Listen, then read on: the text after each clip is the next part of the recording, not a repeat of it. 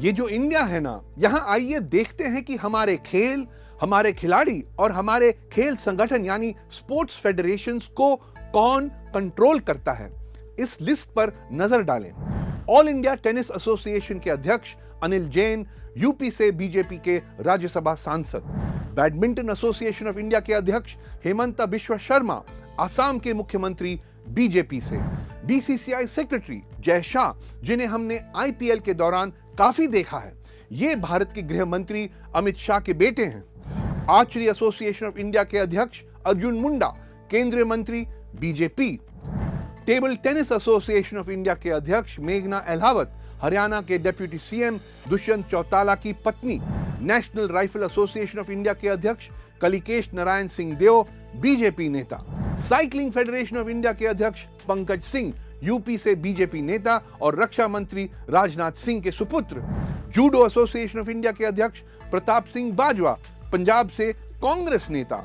Roller skating federation of India के अध्यक्ष, मतलब रोलर स्केटिंग को भी नहीं छोड़ा इन्होंने, तुलसी राम अग्रवाल, बीजेपी।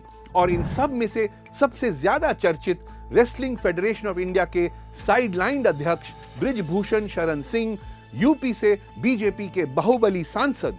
इन पर 7 भारतीय महिला पहलवानों द्वारा यौन उत्पीड़न का आरोप लगा है, फिर भी इन्होंने अब तक अपने पद को औपचारिक रूप से नहीं छोड़ा है। भारत के पहलवानों द्वारा महीनों चले प्रदर्शन के बावजूद। क्यों?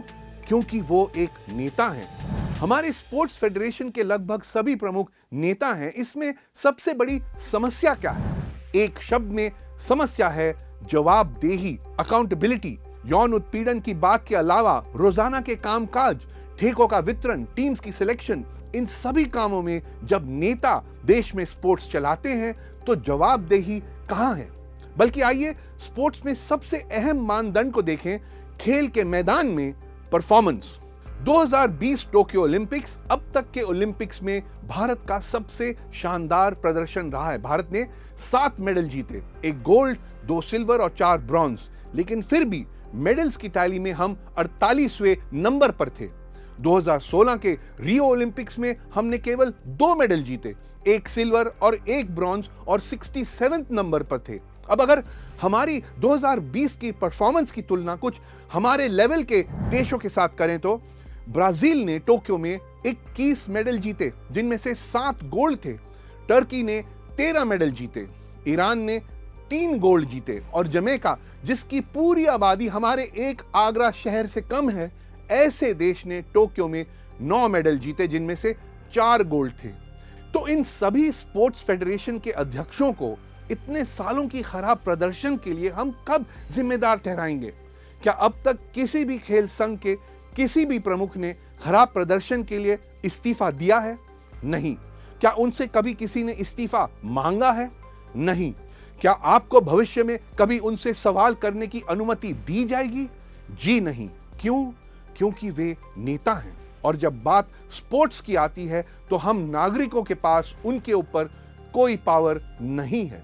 एक सेकंड के लिए एक नजर इंग्लिश प्रीमियर लीग पर डालते हैं। ये दुनिया में फुटबॉल की सबसे बड़ी लीग मानी जाती है और हर एक टैलेंटेड खिलाड़ी इसमें शामिल होना चाहता है। इस लीग में पैसा भी बेशुमार है।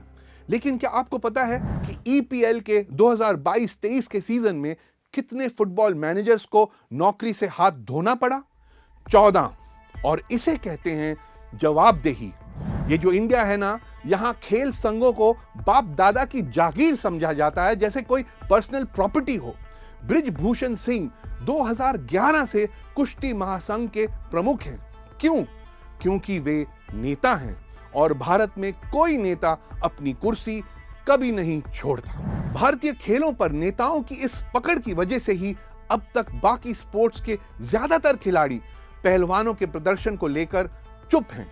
आईपीएल में भारत के टॉप खिलाड़ियों ने कई बार मीडिया से बातचीत की। वे सोशल मीडिया पर भी काफी एक्टिव हैं, लेकिन पहलवानों के समर्थन में इन्होंने कुछ नहीं कहा, क्योंकि वे स्पोर्ट्स के बॉसेस को नाराज नहीं कर सकते।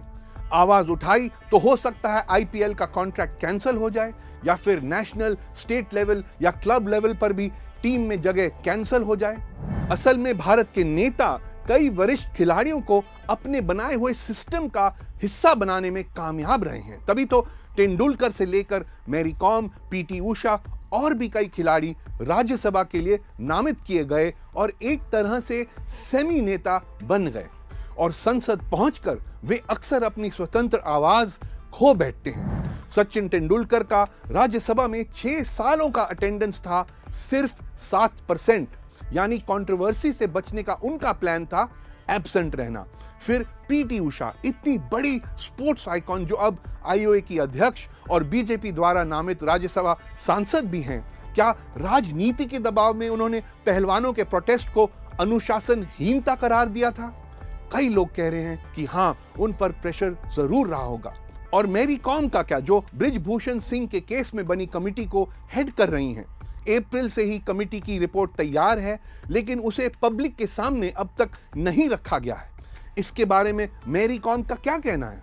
अब तक कुछ नहीं, लेकिन फिर भी धीरे धीरे, खासकर 28 मई को विरोध कर रहे पहलवानों के साथ जिस तरह पुलिस पेश आई, उसके बाद कुछ खिलाड़ियों ने आवाज जरूर उठाई है।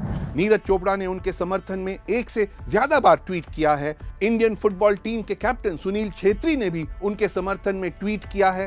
टेनिस चैंपियन सानिया मिर्जा ने भी, युवा बॉक्सिंग चैंपियन निखत जरीन, भारत की पूर्व महिला हॉकी कैप्टन रानी रामपाल और लंबे समय से सिस्टम के आलोचक दिग्गज शूटर अभिनव बिंद्रा ने भी सपोर्ट किया है।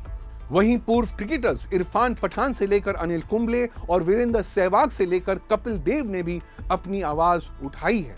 लेकिन दुर्भाग्य से इनमें से कोई भी खिलाड़ी भारत के किसी भी खेल संघ के प्रमुख नहीं है। शायद उन्हें होना चाहिए, लेकिन ये तभी होगा जब हमारे नेता भारत में खेल को कंट्रोल करने की अपनी जिद छोड़ दें।